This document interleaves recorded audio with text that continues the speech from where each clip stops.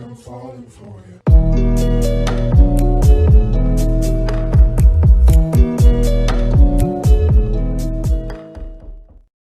Hello, lovely viewers. This is your girl Evee. Welcome to Tasty and Fresh Kitchen, where we always prepare tasty meals with fresh ingredients. Today, I am sharing with you how I prepare my soft and silky Omo Tuo, also known as rice balls. What I do is I soak my rice for about 3-4 hours, and then I add some water to it and straight to my blender.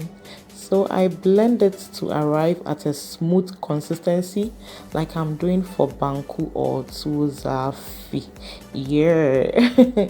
So after blending, I pour it into my preheated pot and then I start stirring at it.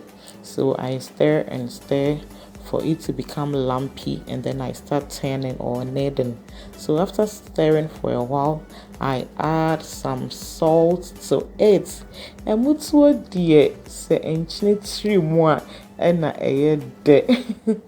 so I add some salt to it, and then you see it's becoming lumpy. So I start turning. Yeah, so I knead it.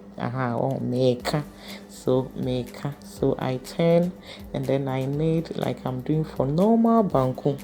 You see, very easy, very simple, and I mean quick. Yeah, it's very simple. So I turn or I knead it just a maker. And if you think it's too hard, you add some water to it for it to become a bit softer. No,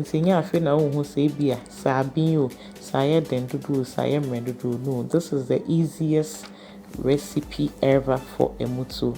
So you turn and then you knead what I say, okay, and then after about 30 minutes, and then voila, our silky Omo Tuo is ready.